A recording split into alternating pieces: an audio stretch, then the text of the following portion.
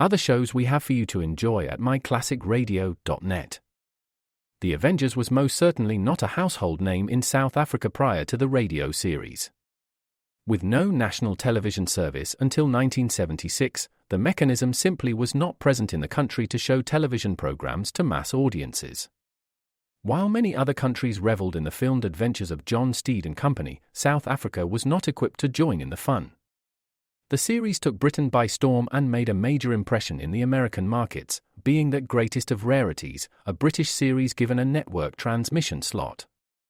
However, as a filmed series, rather than a videotaped one, The Avengers was able to gain a modicum of exposure in South Africa through film rentals. Come and listen at myclassicradio.net.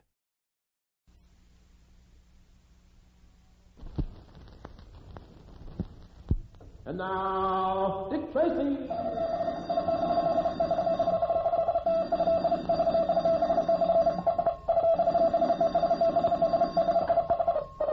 This is Dick Tracy on the case of the campus murder. Stand by for action. Let's go, men.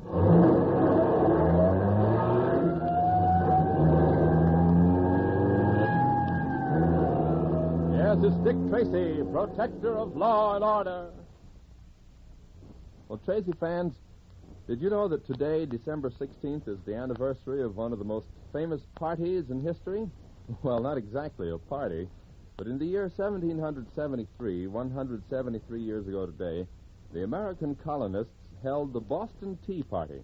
Well, we've all heard about it. The reason for it was this. At that time, the colonies belonged to Great Britain, and the British government made the colonists pay a tax on just about everything they sent to America. The American merchants refused to buy unless the taxes were lifted, and so they finally were lifted on everything but tea. Well, the colonists refused to permit any tea to be landed, but in November 1773, two ships loaded with tea were moored in Boston Harbor, and an attempt was made to get the tea ashore. And on December 16th, 1773, 60 men disguised as Indians boarded the ships, tore open the hatches, and overboard went the tea. And that was the Boston Tea Party. A victory against taxation without representation. Under our present system of government, we Americans are assured that we will never be taxed without having something to say about it. And now, Dick Tracy. Shifty Gears, a taxi driver, is suspected of the murder of Professor Kimberly, a former instructor at Calvert Academy.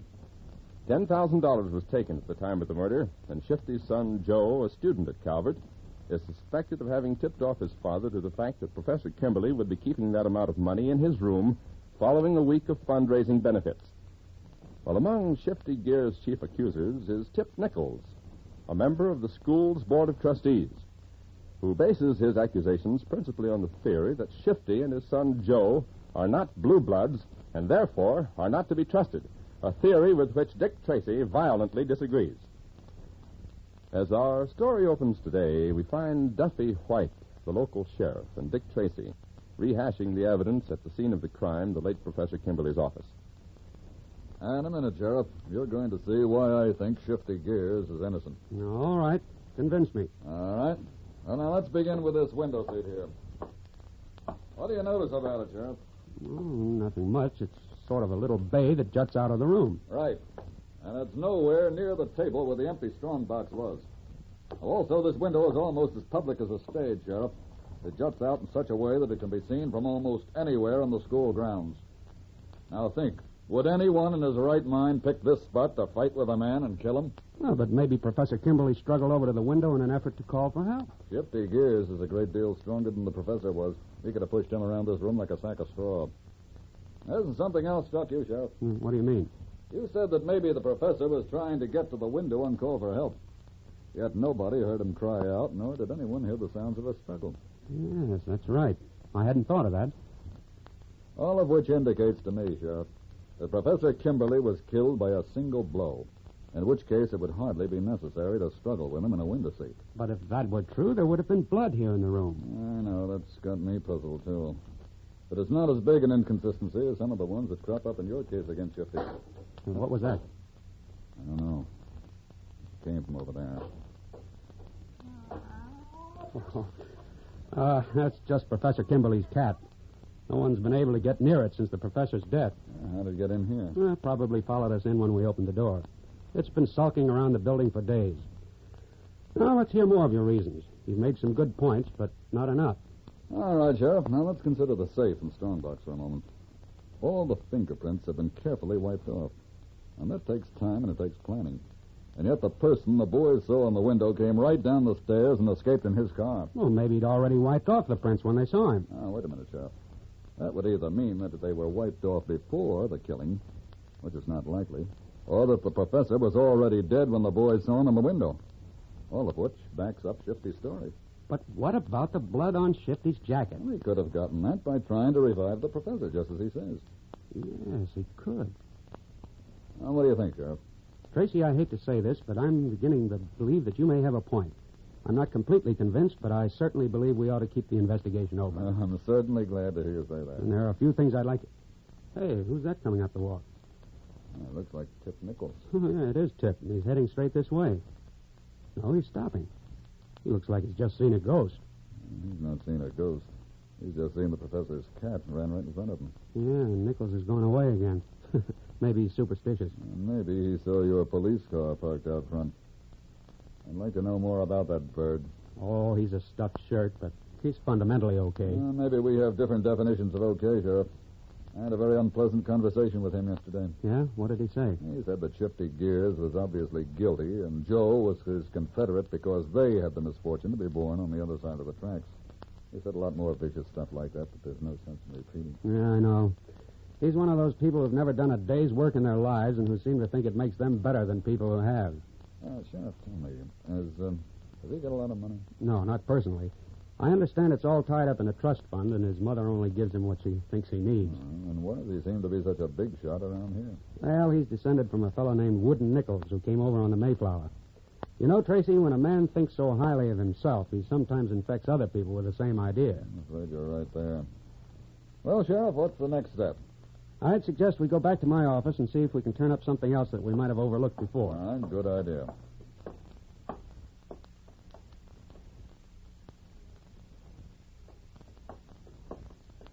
Come on in my office, Tracy. Thanks. Well, I'm as much in the dark as ever. I must say, we didn't turn up much we didn't know already.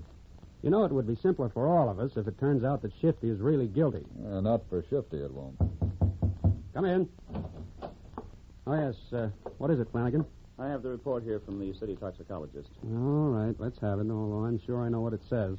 According to the report, the stains on Shifty Gear's jacket were blood. All right, go on. And according to the report, the blood was of the same type as Professor Kimberly's. Yes, I was sure it would be. Well, that makes it an almost airtight case. That's right, Sheriff. And yet it all could have happened the way Shifty Gears said it did. It could have, but I doubt it. Hello? Oh, okay, send him in. It's Fowler Deeds, the district attorney. I'll bet I know what he wants to say. And I think I'll be running along. No, I want you to hear this, Tracy. Flanagan, let Mr. Deeds in and then see that we're not disturbed. Right, Sheriff. Hello, Flanagan. Hi, Sheriff. Hello, Fowler. You know Dick Tracy, don't you? Sure. Yes, we met at the inquest. Sit down, Fowler. What's on your mind? Well, I've prepared the indictment charging Shifty Gears with murder. Yes, I thought you probably would. You don't sound very enthusiastic. I wish I could be convinced of his guilt. He's guilty, all right. The trial's really only a formality. A murder trial should never be a formality, Mr. Deeds. When a man's as guilty as Shifty Gears is, Mr. Tracy, it's hard to avoid it. I think you'd be rather surprised if I should turn up something that would prove Shifty's story, wouldn't you? I meant to talk to you two about that. About what? I want you to stop your investigation. Do you realize what you're asking? I do. We have the guilty party, and there's no sense in wasting the taxpayers' money with any more investigation. But, Fowler, I can't stop an investigation when I'm not completely convinced in my own mind that the man is guilty. Duffy, listen to me. The citizens of this town believe that Shifty Gears is guilty, and I agree with them. That's what matters. And how do you know they believe it? They've been coming to see me, and they want a conviction. Deeds, you make this whole thing sound like a Roman holiday. I'm sorry if that's the way it sounds to you, Mr. Tracy. The trustees of Calvert Academy feel that the school may suffer irreparable damage unless the case is solved quickly and cleanly. And because of this, my investigation is finished? That's right. And I need hardly remind Mr. Tracy that he has no official connection with this case and that his services never were required. Out here, we know when a person is guilty, and we know what to do about it. Well, that more or less ties my hands. Your mind seems to be made up. Don't sound so tragic, Duffy. When the case is completed, you'll see that I was right. There's no other sane conclusion to be reached. Well, good day, gentlemen. I'll be running along. Goodbye. I trust you have a pleasant trip back to town, Mr. Tracy. Yes, thanks. Goodbye, Mr. Deeds. Well, Tracy, that's that.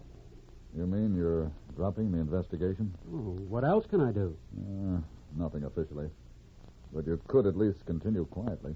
Oh, it would get back to the DA.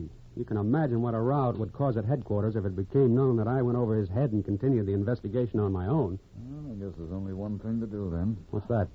Well, I have no official connection with this case, so my hands are free.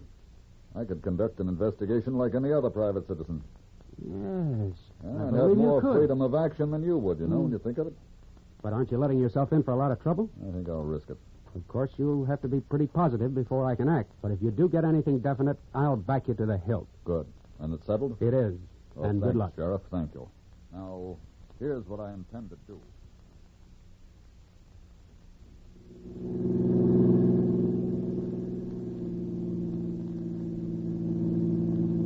Yeah, I'm sure tired to do nothing but driving around in this car. Anything new on the Shifty Gears case, Dick? Yes, Bet. They're going to try Shifty for murder. Yeah, but they can't do that. They can't, but they are. But isn't Sheriff White even going to look for any more suspects? He'd like to, but his hands are tied. By whom? By the district attorney. What's the matter? Is he one of these birds that always yammering for a conviction at any cost? Well, Pat, I think he really thinks Shifty's guilty. Whether he does or doesn't, he shouldn't close his mind to the possibility that someone else may be guilty. It's pretty hard to close your mind to public demands for action. Yep. I suppose you're right, Dick. In this case, the community, and particularly the Board of Trustees of Calvert Academy, feels that its standing has been jeopardized by this murder, and, well, quite understandably, they want some action. Yeah, but there's all kinds of action. Right there, Patrick. But in this case, action means a conviction. They've got a suspect, and they got a pretty good case against him. And they're going to hang him if they can. Poor Shifty. I said they were going to hang him if they can. What do you mean? Patrick, I don't think they can. Now, Dick, you're not going to get mixed up in this thing. I can't help it, Pat. But it's outside your district. You're sticking your chin out a foot. I know it, Patrick, but Sheriff White isn't convinced of Shifty's guilt, and I'm going to help him, even if it gets me into trouble. Trouble? Huh. Dick, it would probably cost you your position on the force.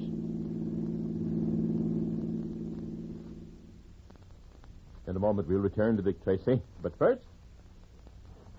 Well, Tracy fans, first I'd like to take exactly 70 seconds to talk to you about a subject that is of extreme interest to both you and to me. A little bit about the American Broadcasting Company. It's ABC. That's the network you're listening to right now. I wonder if you've ever thought much about the way a network plans all the shows during the day, plans them so that everybody gets a chance to hear his favorite kind of program. That's right. For instance, when Mom's home in the mornings, we bring on a lot of good, cheerful programs she can listen to while she's working around the house. Shows like Don McNeil's Breakfast Club, Breakfast in Hollywood with Tom Brenneman, and that show that's packed full of fun, Glamour Manor with Kenny Baker and Don Wilson. Now, that's a sample of the morning shows we put on for the housewives.